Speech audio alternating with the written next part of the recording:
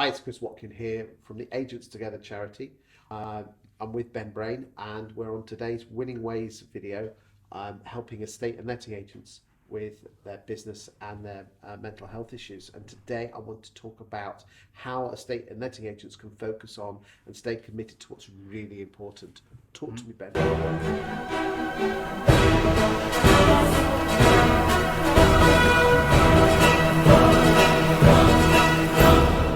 That's a good question, Chris. So I've got sort of 3 tips here that I hope might help people who feel like they get distracted, that they're not maybe working on what's best for the business. So my first tip for this would be to have a vision for the business.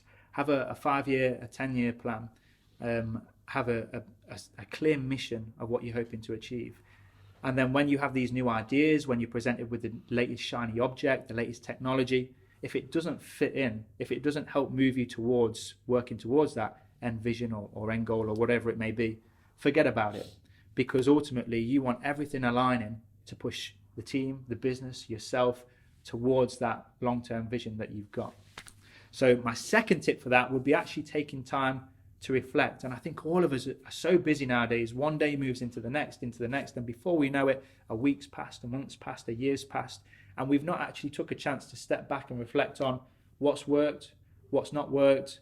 Where was I too ambitious? Where was I not ambitious enough? What really energized me? What drained my energy?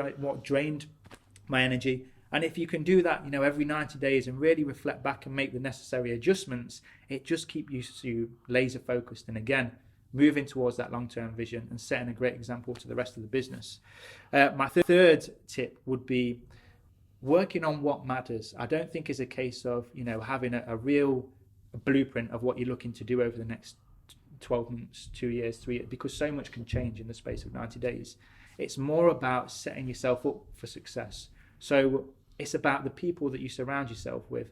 It's about the environment that you work in. It's about the habits that you have. It's about your mindset. And if you get all of those right, then the goals come with it. But it takes time and it takes hard work. And again, if you, for example, most people, they say they want to get fit in the new year. They take themselves up for a gym membership. They never end up using that membership. Whereas if you've got a personal trainer who you're paying for, you're far more committed. So it's about front loading the activities so that when your willpower or resolve starts to dip, you can still keep moving forward with the tasks and activities that matter. There's one thing that runs all the way through that. Well, actually 2 things, is awareness of what you're good and bad at, and accountability. If you don't mind me distilling it down into 2 very distinct areas. How do people find out what they're good and bad at, i.e. self-awareness? I think self-awareness, some people have it, some people don't. And the trouble is, everybody has blind spots. The trouble is with blind spots, no matter how hard you look, you can't see them.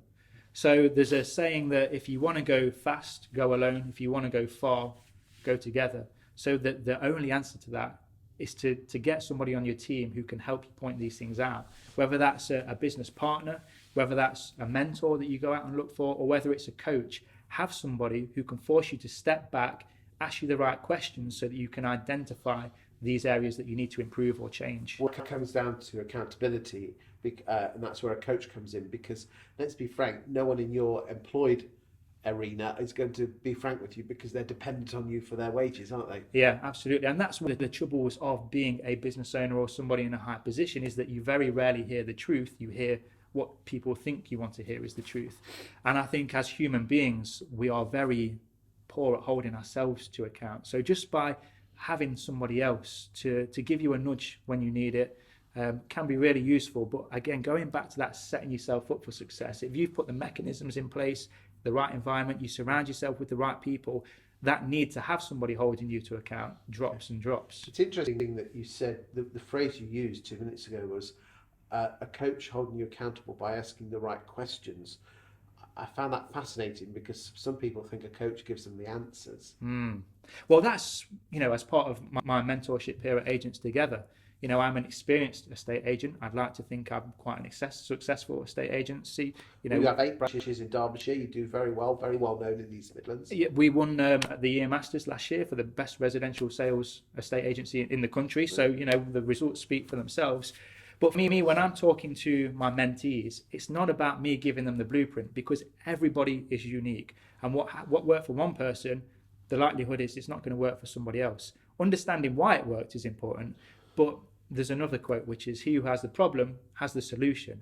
But again, unless you know what the right questions are, then you can find it hard to come up with that solution. So for me, the role of a coach or a mentor, particularly with agents together, is to give agents the time and the opportunity to step back, reflect, and ask them the questions to help them elicit their own answers. Because what's right for me might not be right for somebody else. But then when you help them to come up with their own answers and their own solutions, they take ownership of it.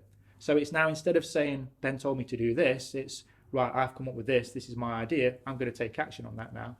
You're choosing to do it, not because you want to do it Exactly. or need to do it. You're choosing. That's a lot more powerful. Yeah, Isn't it? there's a big distinction there, definitely. I want to say thank you for your time today. This is one of many Winning Ways videos from the Agents Together charity.